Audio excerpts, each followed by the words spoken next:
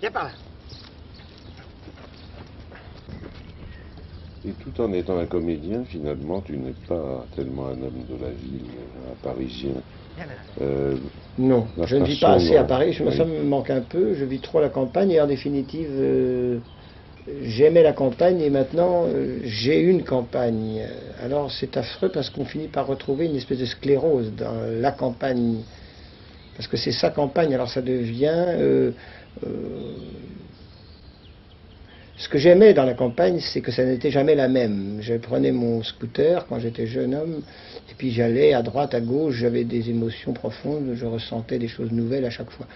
Là, évidemment, je quitte le théâtre, je vais chez moi, je connais tout. Quoi. Alors, je retombe un peu dans la sclérose que je crains.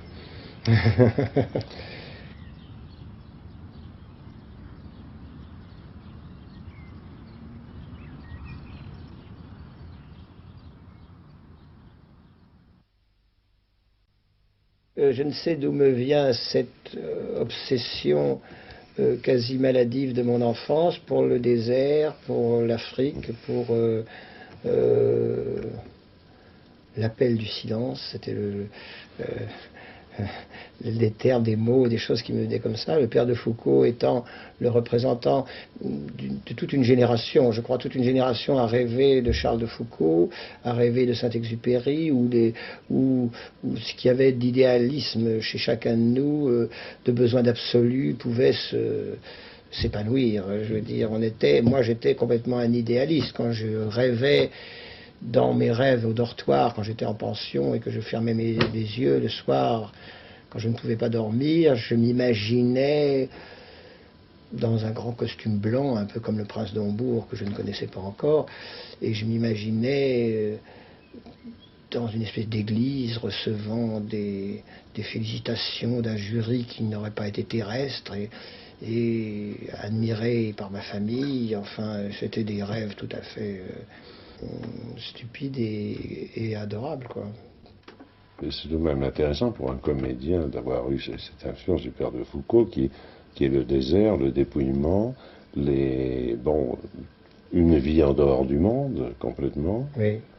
Il a eu une vie il a eu une vie d'abord très... D'abord dans le monde. Dans le monde, tout à fait dissolue même, et petit à petit vers un dépouillement, vers une abnégation, et dans le fond, je crois avoir découvert toujours chez moi les influences. Et je ne sais pas encore à quoi correspondra le désert, mais je suis sûr que le désert doit correspondre à quelque chose dans ma vie.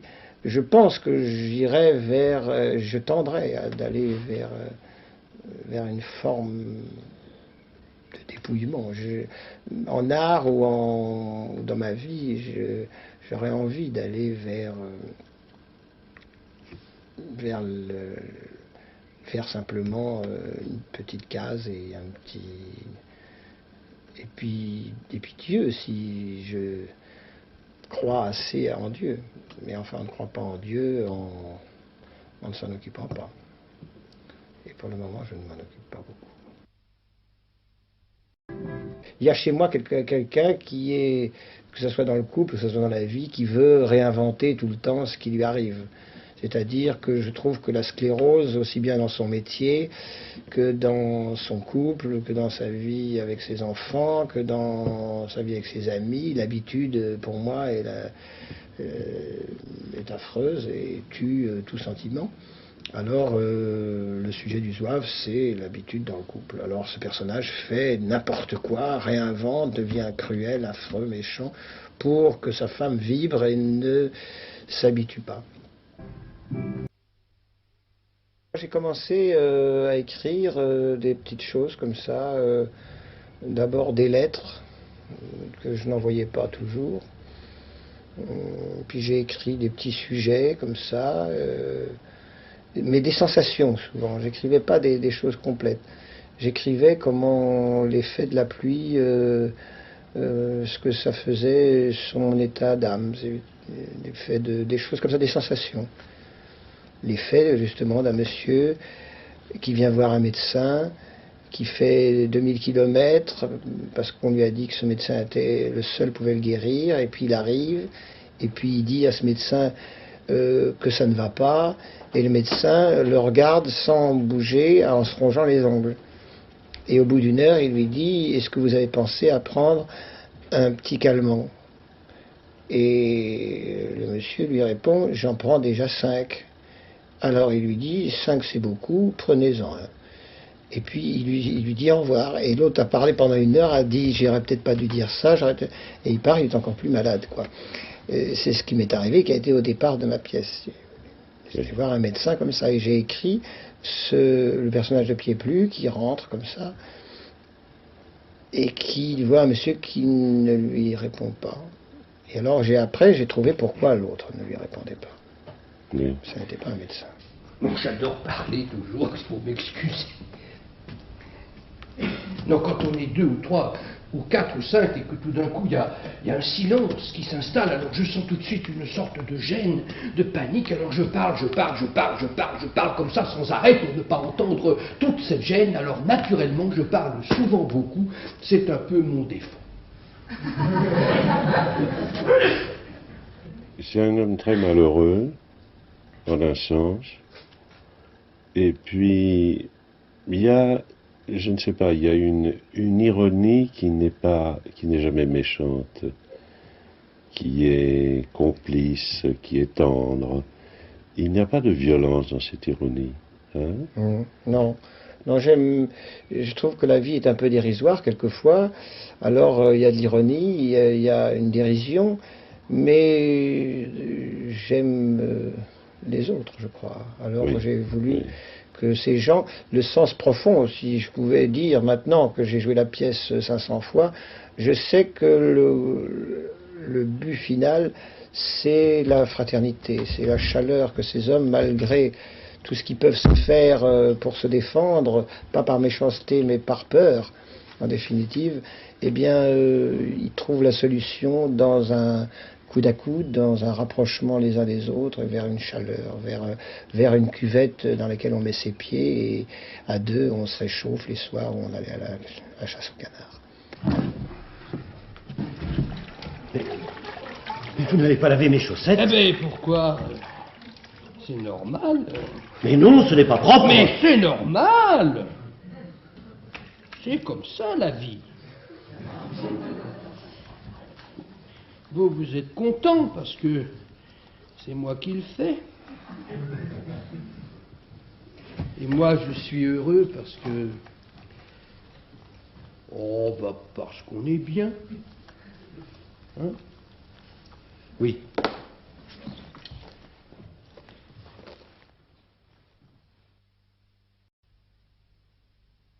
La chose merveilleuse qui a été certains soirs de jouer Adrien VII devant 2000 personnes pendant 2 ans, de mourir sous les balles d'un assassin, d'avoir les orgues, c'est tout le côté cabotin de l'acteur, le plaisir de mourir. J'ai un souvenir, je mourais tous les soirs avec un grand plaisir, et au premier rang il y avait une dame âgée, et je sentais ce soir-là, on était à la 250e ou 300e, que je faisais à cette dame un effet terrible. Je la sentais, elle était tout près, elle avait les mains dans son visage comme ça, et était émue comme tout, et j'ai joué toute ma mort pour elle, et je sentais que j'allais même trop loin, que je lui faisais du mal. Et à la fin, quand je suis mort, je suis reparti, mes yeux se sont entr'ouverts, et j'ai reconnu ma mère. Je ne l'avais pas reconnue. Elle était venue sans me prévenir, elle adorait me voir mourir, mais ça ne pouvait pas le supporter. C'est une très très belle histoire.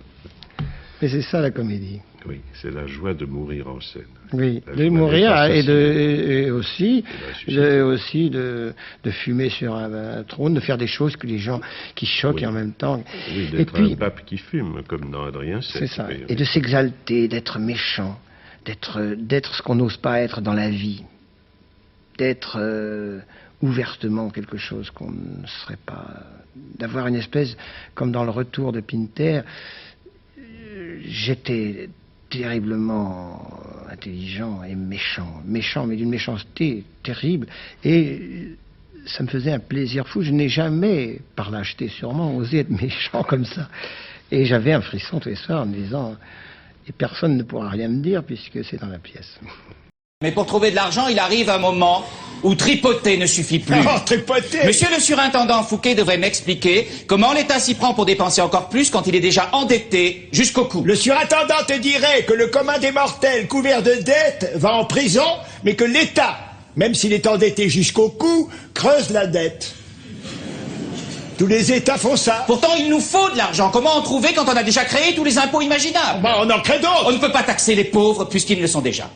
Mais non, pas les pauvres. Les riches, alors. Les riches non plus. Ils ne dépenseraient plus. Un riche qui dépense fait vivre des centaines de pauvres. Alors comment fait-on? En Colbert, tu raisonnes comme un fromage. Il y a quantité de gens qui ne sont ni pauvres ni riches. Des Français qui travaillent en redoutant d'être pauvres et en rêvant d'être riches. C'est ceux-là que nous allons taxer. Ceux-là, plus tu leur prends, plus ils travaillent pour compenser. Pour l'État, c'est un réservoir inépuisable. Mais ils sont étranglés, ce sont les forces vives du royaume. Le plus grand risque que vous preniez, Éminence, c'est de laisser pourrir la situation actuelle. Il ne faut pas augmenter les impôts, mais au contraire les baisser. Il faut développer le commerce, principalement le commerce maritime, comme le font les Anglais. Les Anglais. Et l'industrie. Et l'industrie. Il faut diminuer le nombre des officiers de finances, sanctionner leur trafic. On ne doit plus voir ces grandes fortunes scandaleuses qui nourrissent un sentiment de révolte dans le royaume. Oh, que tu es naïf, Colbert. Crois-tu vraiment qu'on pourrait gouverner la France uniquement avec des gens honnêtes? Pour tenir un pays, il faut malheureusement... Des fripons. Des fripons, oui, monsieur. Oui. Ils nous rendent de grands services que les gens honnêtes seraient incapables de rendre. Ce sont les coquins qui mènent le monde. Votre Éminence est Premier ministre. Oui. Et alors? Eh bien, je voulais oui, dire je sais ce que tu veux dire. Écoute-moi, pour le moment, j'ai besoin de Fouquet. J'en ai besoin, il faut que j'obtienne la paix avec l'Espagne. Et pour cela, il me faut de l'argent. De l'argent, tout de suite. Ah, et Fouquet? Fouquet. Qu'est-ce qu'il y a? Les bruits courent. Ah, les bruits. Et qui fait courir ces bruits? Fouquet? Et les siens? Que ce sont les tractations obscures de votre Éminence, ces négociations secrètes, cette guerre d'Espagne qui n'en finit pas, qui sont cause de la ruine du royaume. On vous dénigre. Auprès de la reine, du roi. On veut vous faire porter la responsabilité de la faillite du royaume. Dis-moi, tu me parais bien renseigné. Tu ne cherches pas à me trahir, toi au moins? Oh, monseigneur! Oui, je te demande souvent. Plus je te marque mon amitié, plus tu parais sur la réserve. Ah, je ne suis pas un homme très expansif. Je suis du Nord. Ah, tu es du Nord. Donc tu n'aimes pas les gens du Sud? J'ai un profond Oui, enfin, tu attachement. ne m'aimes pas. Personne ne m'aime en France, à part Mademoiselle Lily. Et encore, elle est africaine. Hein, Lily, ma chérie, tu m'aimes. Toi, tu ne m'as jamais vraiment compris. Moi, je dissimule, je biaise, j'adoucis, jusqu'au moment ultime où je découvre de quoi je suis capable.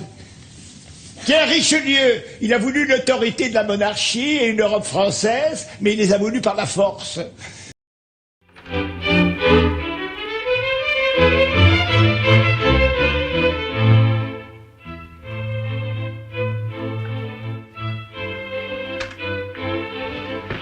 Ah non! Au moment où la petite suite allait répondre aux cordes, vous êtes odieux.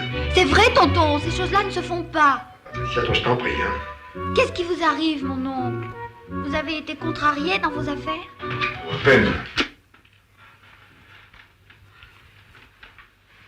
Si ça ne vous fait rien, monsieur Delafoy, j'aimerais bien avoir une petite explication. Mais remettez d'abord vos chaussures, vous êtes ridicule. Qu'est-ce que vous voulez que je vous explique, cher monsieur? Tout ça. Lumière tamisée, musique douce. Et vos godasses sur les fauteuils. Louis XVI en plus. La confusion peut encore s'expliquer, mais les termes sont inadéquats. Ah, parce que c'est peut-être pas du Louis XVI. Non, c'est du Louis XV. Remarquez, vous n'êtes pas tombé loin. Mais surtout les sonates de Corelli ne sont pas de la musique douce. Oui, bah pour moi, c'en est. Et je suis chez moi. Ah, j'aime ça. La thèse est osée, et comme toutes les thèses, parfaitement défendable. Nous allons donc, si vous le voulez bien, discuter de la musique par rapport au local, de l'élixir et du flacon, du contenu et du non.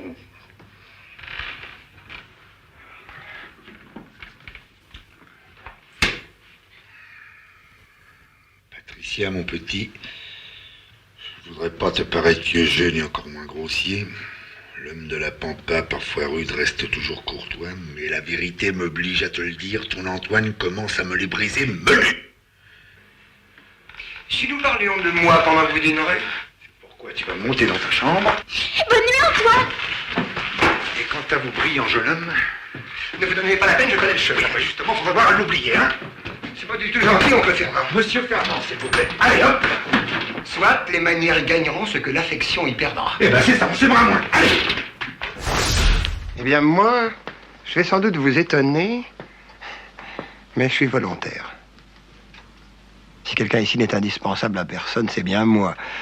La philosophie, qu'est-ce que c'est, hein? Un cercle vicieux dans un cul-de-sac. Une éternelle controverse dans le néant. Otage, au moins, c'est une situation. Une occasion de me rendre enfin utile. Oh, bravo. Bravo. Alors là, je ne peux vous dire qu'une chose, mon vieux, je vous envie. Je vous envie d'être aussi courageuse. Alors, maintenant, qui fait le deuxième? Ah bah oui, c'est vrai, il en veut deux. Qui m'accompagne? Qui? Le docteur a une raison d'être, c'est malade. Sophie a une raison de vivre, Victor. Et inversement, Françoise est une femme. Quant à Jean-Louis, il a payé sa place et elle lui a coûté assez cher. Alors, après vous. Qui, moi? Avec vous? Ah non, mon vieux, non. Vous voyez, personne ne vous retient. Ah bah oui, mais ils ont tort, ça ne comptait pas sur moi, ça... Ce ne sera rien, vous savez, une simple formalité. Il y a déjà eu beaucoup de morts avant nous. Oui, c'est possible, mais moi je suis pas amateur, non. Cherchez-en un autre. Je préfère mourir avec toi, Claude, que de vivre avec un type pareil. Je vais avec toi. Tu peux aller prévenir Kovac. Jean-Louis. Une seconde, Jean-Louis, une seconde. Oui, ne te dérange pas, je vais chercher Kovac. Non! Surtout pas. C'est inutile. Autant pour nous. Alors vous trouveriez naturel que Jean-Louis m'accompagne? Non, mais est-ce que vous vous rendez compte? Et si ça lui fait plaisir de nous rendre service, nous, on lui a rien demandé, hein? Vous êtes un vrai salaud. Un vrai salaud. Pas plus qu'un autre. Mais pas moins. Et nous allions comme deux imbéciles nous faire tuer allègrement pour vous. Non, je suivrai votre exemple, je vivrai coûte que coûte. Et à vos dépens, si possible. Je continuerai, malgré ma répugnance, à respirer le même air que vous, mes chers contemporains. Ah, mais regardez-vous, c'est déprimant. Allons, mon vieux, mesurez vos paroles, sinon on va finir par se dire des choses désagréables. Elle vous aime? Je le crois, monsieur. Je peux même dire que j'en suis sûr. Elle m'a donné des preuves.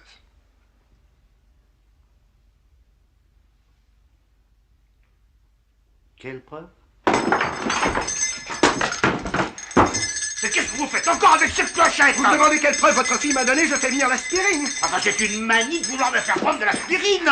Monsieur Barnier, j'ai horreur des cachotteries. Oui, ça, vous l'avez prouvé. Alors voilà, c'est une chose dont nous pouvons parler entre hommes. Oui.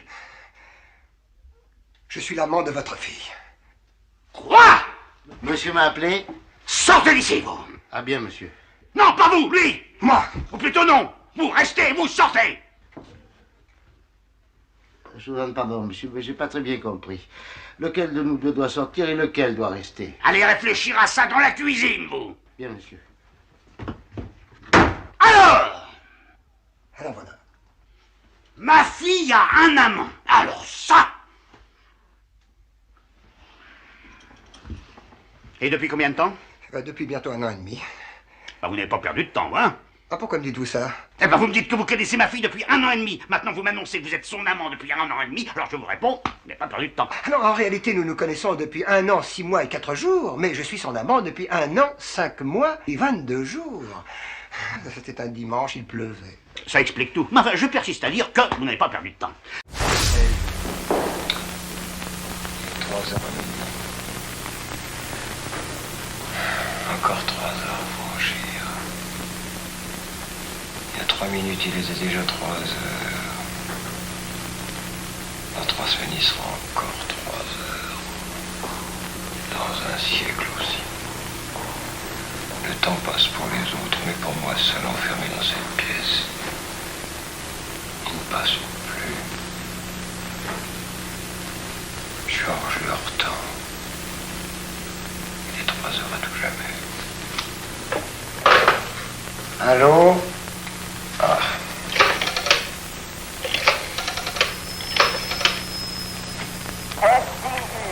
Allô, l'horloge parlante. Je vous signale qu'au 3e top, il sera exactement 15h 0 minutes 0 secondes. Comment? D'accord. Demain à la même heure comme convenu. Mes amitiés chez vous.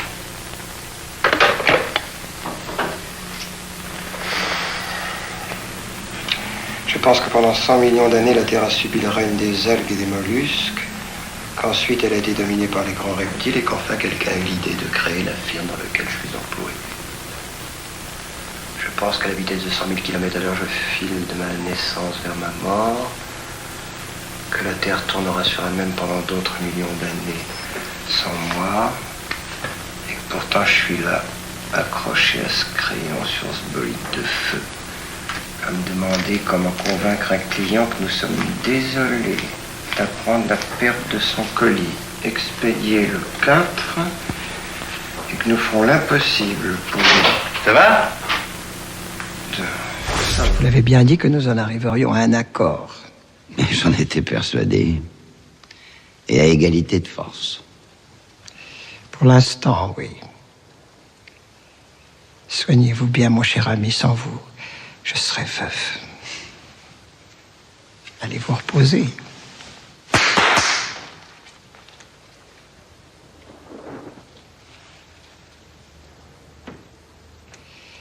Et ce soir chez le roi, n'oubliez pas.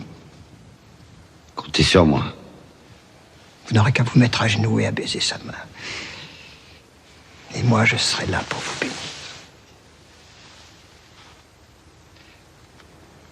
Vous ne me ferez pas rire.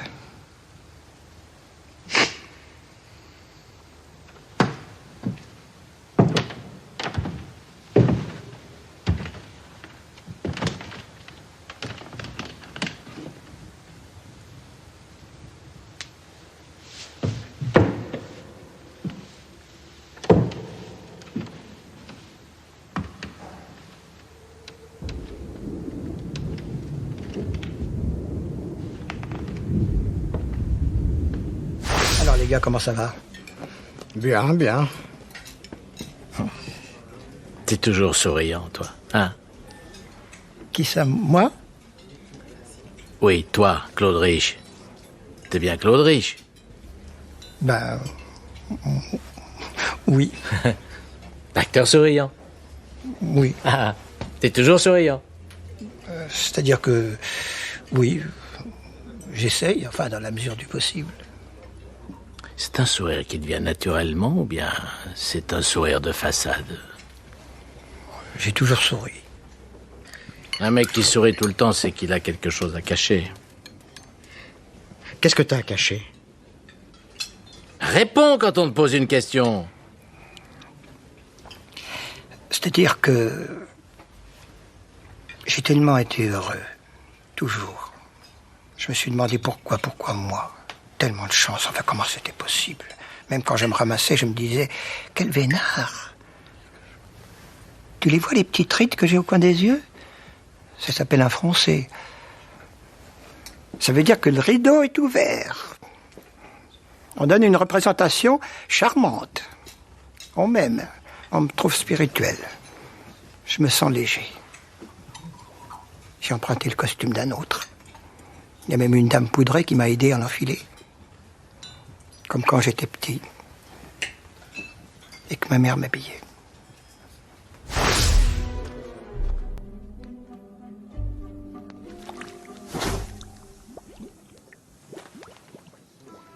C'est prêt.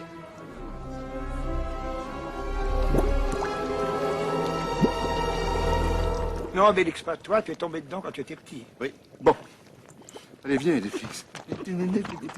Fais leur une petite démonstration, Astérix. Doucement, je l'ai peut-être un peu chargé.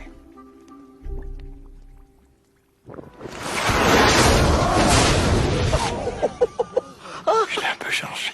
Ouais, très bien, là. Oh!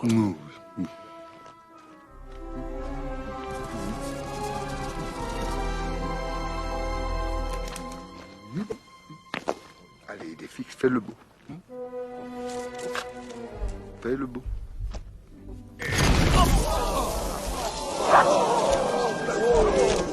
Si.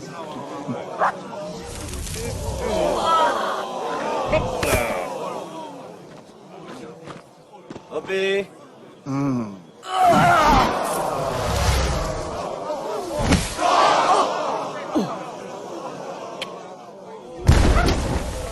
Merci. Ça, c'est du prodige.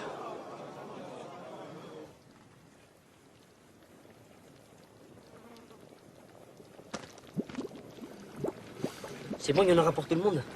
Je referai. Non, Bélix, tu es tombé dans... Dans la marmite est un petit. Ah bah, on saura.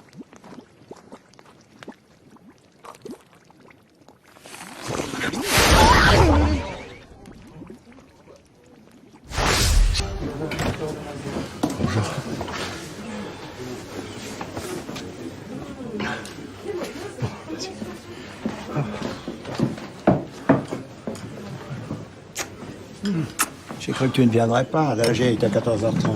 J'ai fait aussi vite que j'ai pu. Prends ton souffle. Regarde la carte. Ah non, je prends comme toi. Bon, la même chose. Alors, cette fameuse urgence. Oui, alors.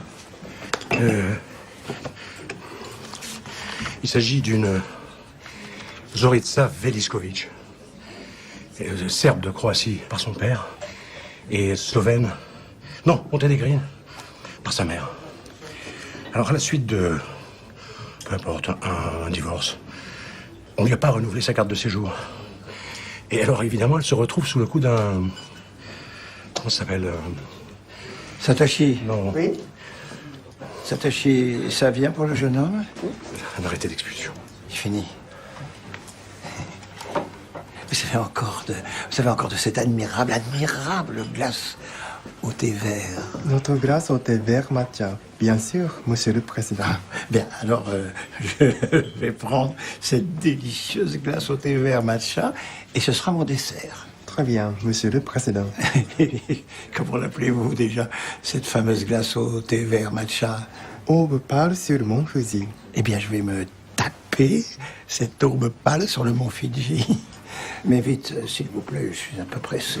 Tout de suite, monsieur le président. Pardon, tu disais? Papa. Oui.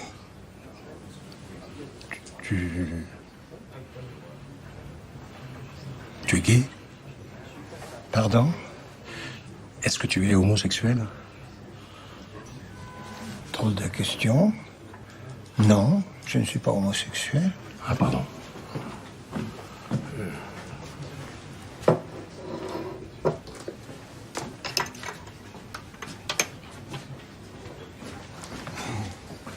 Je vais le dire autrement. Est-ce qu'il t'est arrivé de coucher avec des hommes? Oui. Ça fait de moi un homosexuel? Excuse-moi.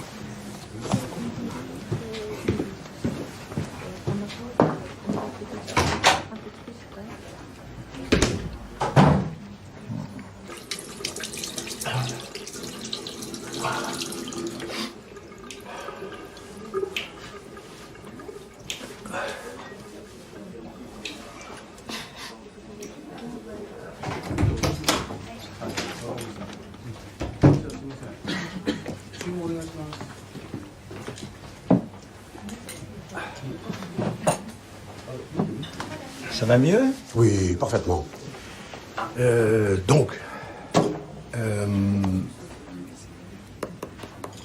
Mais j'ai pas très bien compris. Tu couches avec des hommes, mais tu n'es pas homosexuel. Il y a chez chacun de nous une part de l'autre sexe. Seuls les imbéciles refusent de le reconnaître. Peut-être. Néanmoins... Je n'ai aucun goût pour ces casiers identitaires ridicules où tout le monde se bouscule pour entrer. Pour ce communautarisme répugnant qui cherche à s'imposer partout. Créer la haine de tous pour tous et finira par tout détruire. Je couche avec qui je veux. Et personne ne me collera une étiquette. Bon, d'accord. Très bien. Et toi, ça va de ce côté-là? De quel côté? Du côté de l'amour. J'ai l'impression que ce n'est pas la grande forme. Pas aussi grande que la tienne, papa.